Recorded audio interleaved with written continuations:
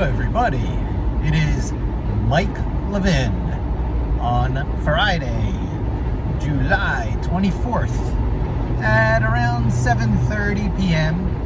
and I'm driving here out on I-80 on my way to pick up my kid for the weekend, and I'm thinking about my shtick and my thing for this video.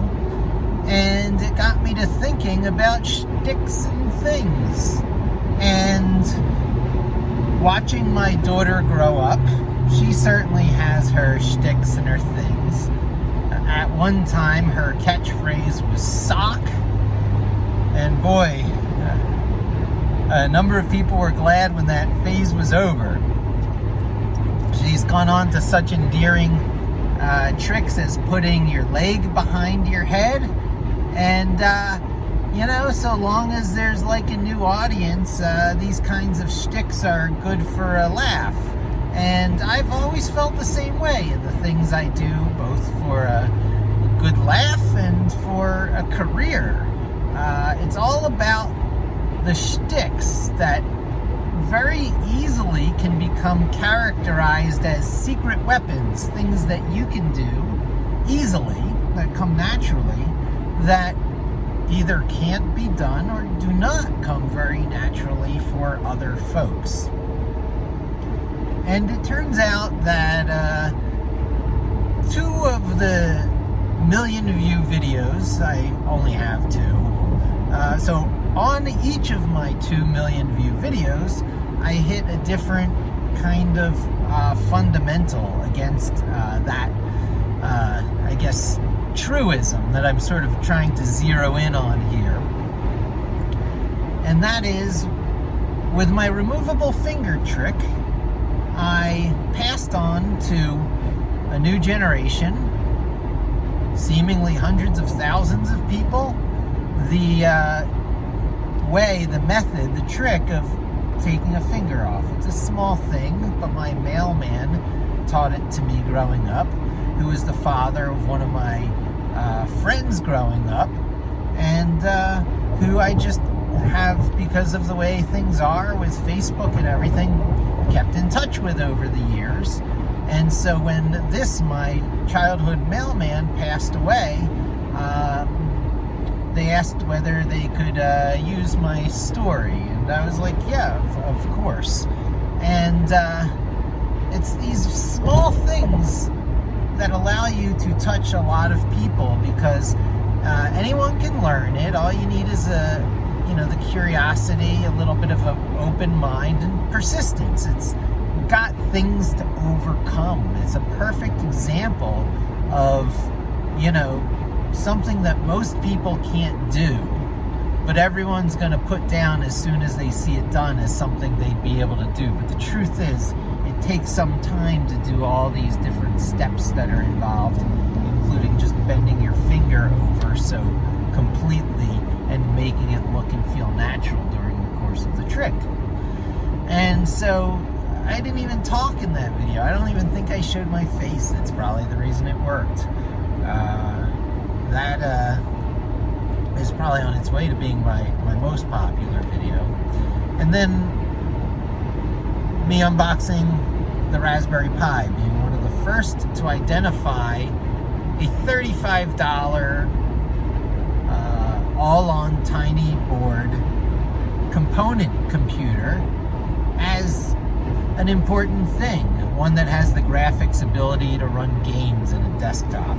Because there were things that came before it that were in a very similar spirit. There was one called the Rascal, and I actually kept tabs on those too, but when I realized that this Raspberry Pi thing was going to have an integrated onboard GPU, like a ye old NVIDIA card, or chip more often these days, I was like, oh, this is going to be something special. It wasn't really NVIDIA, it was from Broadcom, the sponsoring company.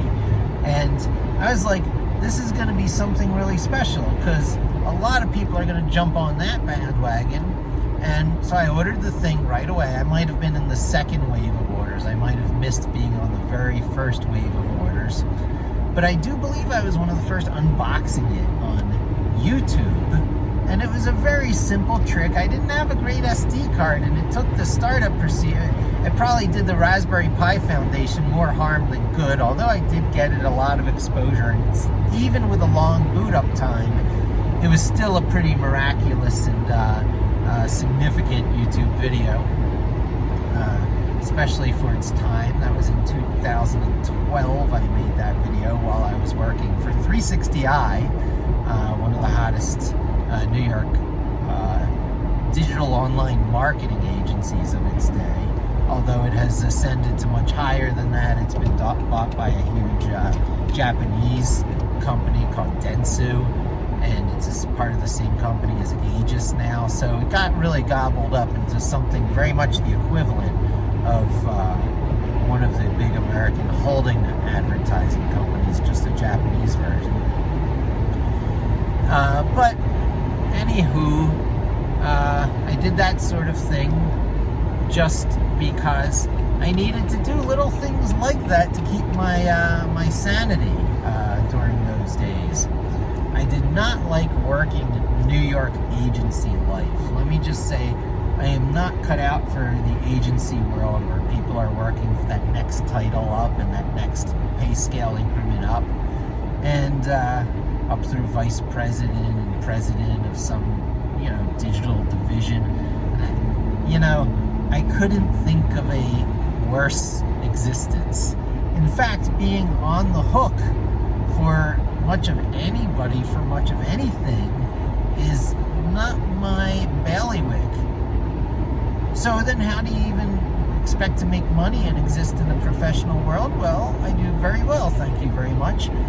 You develop your skills in the marketing area where technical skills are most needed. However, the needs of marketing and sales and marketing stakeholders do not mesh entirely well with more traditional techs or technical people. So, as it turns out, one would think, technical people, technology, it's like Star Trek. These people are open-minded and they overreach. Most tech these days still is about keeping the machines running, getting them running in the first place, doing it in such a way that it can stay running, and that it can scale if it blows up successful, and that it continues to run.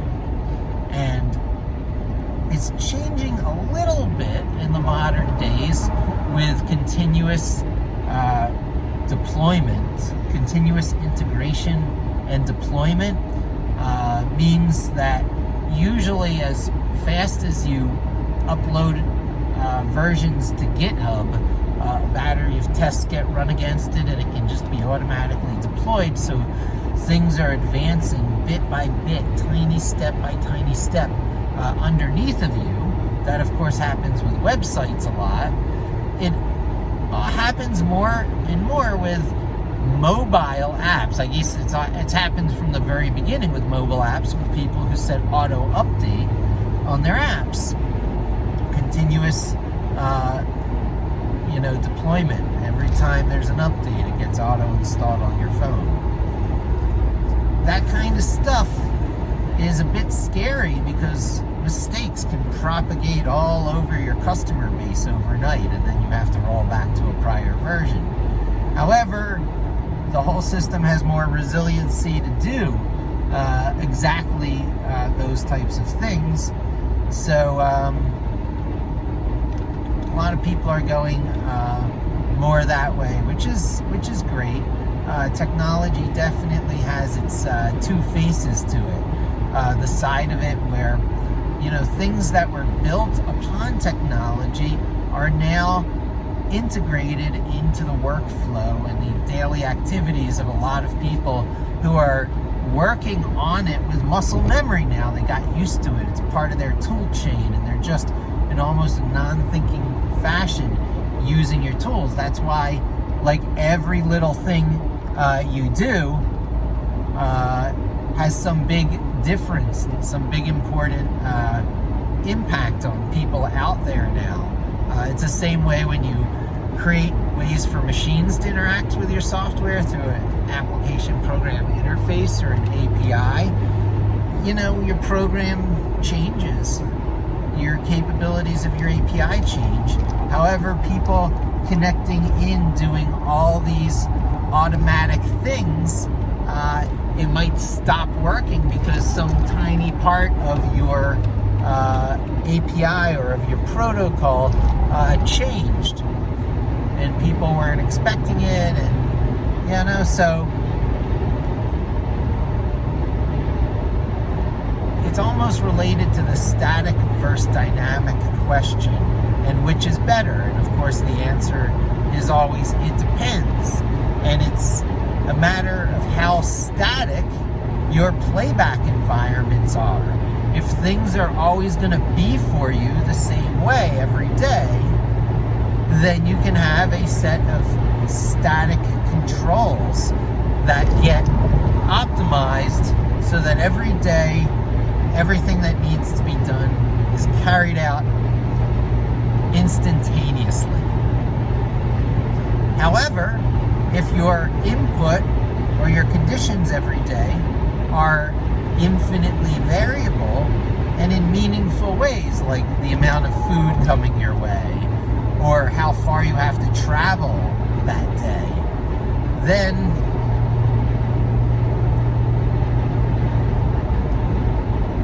the way you process it and make decisions can no longer be static. You need a dynamic workflow capability, the capability to dynamically create a new workflow. Now, of course, the optimizers would go, well, once you figure out an optimized workflow, you retain that execution plan. And so with execution plan retention, you once again have optimization on fairly dynamic systems. And that is in fact true. And that's why things after run for the first time oftentimes are faster the second or the third time. We often chalk it up to caching, or I believe I don't even know, memnization. There's a word for it, but the creation of a key value fast lookup. Because if given the same input, you get the same output, then you're golden. All you need is something that sits on the I/O channel, sees what happens, keeps its own optimized hash table lookup, and you use that instead in the future. And that's used so many places, so many ways. So what was I'm several levels nested deep. It got to the static versus dynamic question. It got to it was coming from what your shtick is, what your act is, your secret weapon, and it took me down that interesting path. The path I think I was planning on going down was to the fact that when I started out on electronics and computers in specific, it was down some crummy paths. I was on a Radio Shack TRS-80, and then I was on a Coleco Atom. I was not on a Commodore 64, as much as it seems like that would have been my vibe, given that I later went to work for Commodore, became an Amiga freak, and just missed meeting someone who I have come to idolize, Jack Tramiel, Holocaust survivor and founder of Commodore Computers, who passed away, I guess around 10 years ago. Might have even been less. But, talk about bitterness surrounding all things Commodore. There's a guy who forbade even the discussion or the use of the name in his house. So there's so many lessons. All the things that were good and lovable about the Amiga have, in varying ways, appeared in other systems. Now, the Amiga was really a unique creation for its times, and especially the way the graphics worked with plainer, bit plane graphics as opposed to chunky graphics. And it was really great for video games in its day. It let it do a lot of great tricks. Its software was very forward-thinking. It was like a mini version of Linux, just customized for the Amiga's hardware architecture. Or I should say, in those days, it was like a mini version of Unix. And by having learned the Amiga operating system, Amiga OS, Amiga DOS, the text type-in portions of it,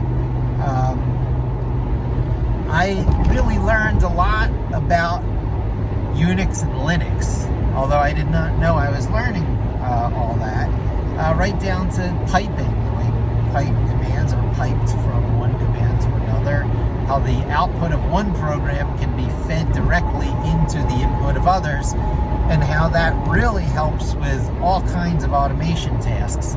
And right to this day, how those architecture decisions of the Unix operating system are so important, and how they underlie so many things in modern tech.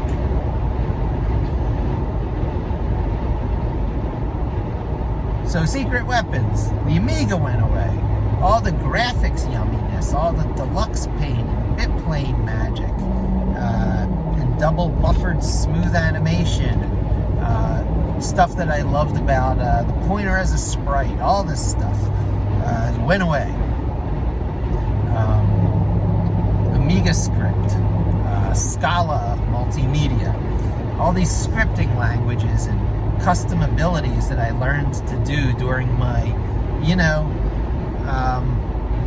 most impressionable, highest energy years. I guess I discovered Amiga when I was around 18.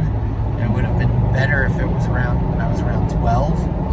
And how the Amiga went away, and I was heartbroken, and I was a homeless wanderer in the technology desert for many, many years, and how it's been a gradual process of watching such things as virtual desktops appear in the Mac OS and Windows operating systems, and how they both come to the same operating system conventions of scrolling left and right on these ribbon of virtual desktops, and it happens butter smooth with like a swoosh on your trackpad, or with an easy to learn keyboard shortcut. And the keyboards keep getting better and better and lower profile, to the point that they help let me give up my clicky mechanical keyboards of yore. I was really an IBM Model M clickety-clackety buckling springs keyboard kind of person, which fit very well into the modern gaming culture of all these, DOS keyboard and, rainbow lights and everything. And I even bought one of those rainbow light gaming keyboards built on one of the cherry switches. Still not the same as the buckling springs, but I digress. So many of these things from old school that I happened into by chance through platforms that were really not so old school. The Amiga computer came quite a bit after traditional Unix, and about the same time as Linux. But nonetheless, secret weapon exposure and all these other things that were in my life that were in these dying proprietary platforms, becoming sources of great bitterness, I learned to tell myself, learn the tricks that make you powerful forever, that make you forever relevant, that helps you resist obsolescence.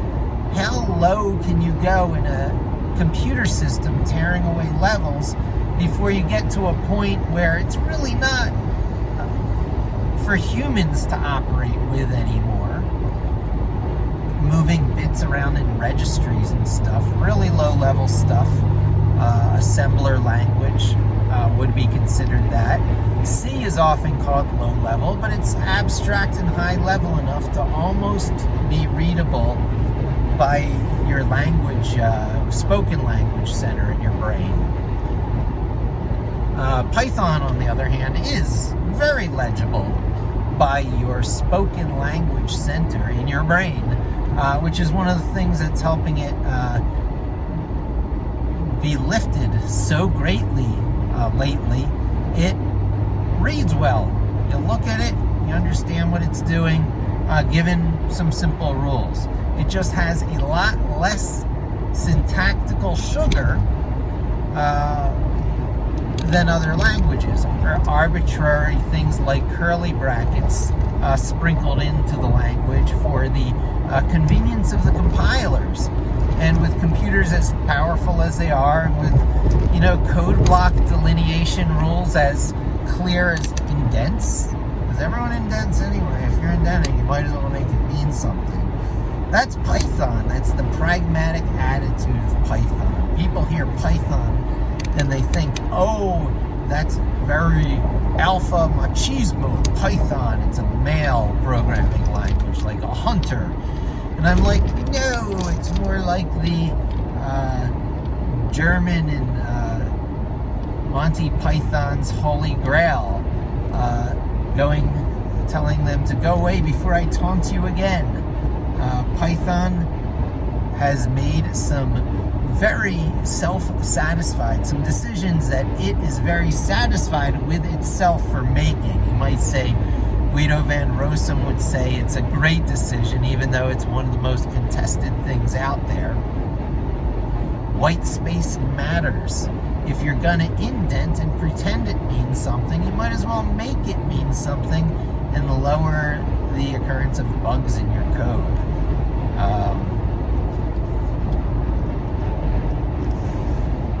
It's harder to lose track of code blocks in Python.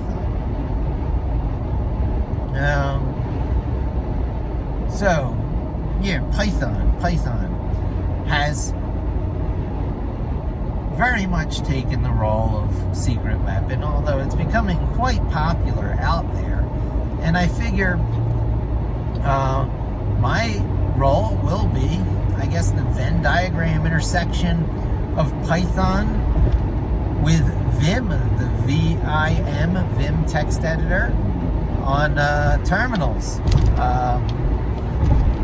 in order to start coding stuff and feel things out and get familiar with stuff in, say, Jupyter Notebook, for example, and then to move it over as a parameterized script file for the Linux API, that is, to run something from the Linux command line so it can be used in standard schedulers, which in fact will again this is the way I work. I'm going to be promoting going from Jupyter Notebook /Labs, perhaps VS Code, to scheduled on a generic Linux cloud or Raspberry Pi server, a very basic unit of computing these days, with my assertion being, no matter what goes on with more fancy technologies, of which there will always be more, Kubernetes for managing your Docker containers, there's always going to be something. There's down below something much simpler. It's what's getting contained in one of those Docker images to be managed by Kubernetes. That's what happens when just a generic Linux system starts up. What's the first script that has control? What's the second script that has control? And so on. As an environment is built and services are made available and network connectivity is established and custom apps start running. Python is a scripting language, but how powerful these things can be when those scripts are running on either a scheduled basis or sitting there on, say, a web server waiting for a request to come in. because they can be done either way. And I guess that'll pretty much be it. The old school way of just writing some Python code, getting it scheduled, and perhaps making it run as a web service. End of story. Because that's the smallest building blocks that you can build everything up from. And trust me, all this Ansible stuff for deployment, and it's all going to have Python APIs to it. So learning to express yourself in Python and being sure that you know about the context of how your Python is running and how to get it to run in different contexts, you're golden. You're going to be able to do all this wonderful stuff. When you want to do concurrency, you'll be able to do concurrency without having to wrap your mind around the complex issues of mastering a concurrency language like Golang or even JavaScript. Learn how to program synchronously, sequentially well, and know how there are wedges in sequential programming where you'll get parallel processing for free if you're simply running it in the right context. And that might mean cloud back-ending those bits that need, or just allowing it to be back-ended with multiple cores on your system. And it's things like where Hadoop or MapReduce would traditionally be used on a problem.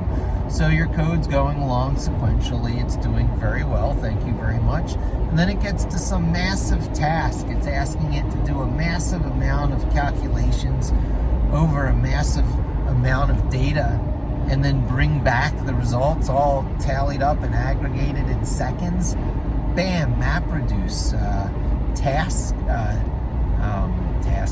it's Dask would be one of the packages in Python where you don't have to really master the nuances of concurrent programming to get a lot of its benefits for jobs like that, to get the speed benefit of slamming a parallelizable job through enough hulls like Play-Doh, like a Play-Doh hair extruder is what I'm trying to say. What else? Reductionism, a certain reductionism without a purism, without excessive purity. Things are always going to be ugly. Just accept it. It's a miracle that anything works. Plan 9 should probably have succeeded over Unix, which should have probably succeeded over Linux, and the list goes on. Imperfect things win. The English language won in many cases. And, everything has its shortcomings and everything has its deficiencies. And that very much helps to color and characterize those people and those cultures and those communities who use those languages and those tools. Many of them don't even know they have those deficiencies. So when you're getting ready to do your thing, take up the secret weapons that I tell you are the secret weapons these days. I mean, there's more powerful secret weapons. If you want the most secret weapony stuff out there, go read a bunch of Paul Graham stuff and learn Lisp. There's always more perfect ways to build up your increasingly complex layers of abstraction for your one perfect solution to your one distinct problem. However, there's a lot of well understood layers that you can optionally choose along the way that just make things a lot simpler for you by jumping on particular people's bandwagons. And I would propose to you that let me just pay attention here for this moment. Yeah, I think I'm doing this right.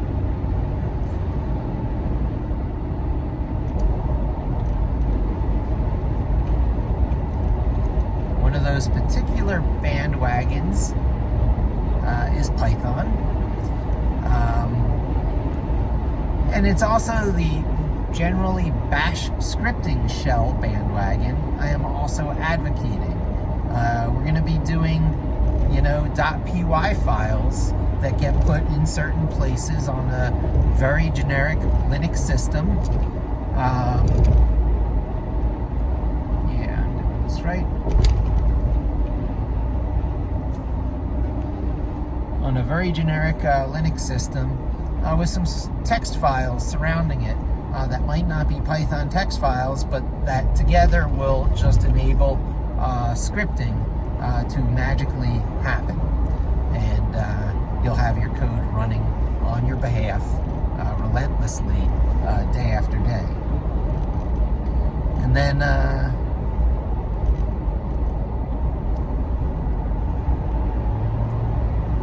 to get to that point, because it's really too much to ask a user to just jump right to that point kind of magically, because there's a lot to be built up to get there, particularly the getting familiar with, the getting used to the VI and VIM text editor environment. I advocate either VS Code. I mean, it's such a bandwagon. But if you don't want so much vendor dependency, and you want to remain more in the free and open source world, yes, VS Code is free and open source. But if you want to jump on another quite nice and highly viable bandwagon, it is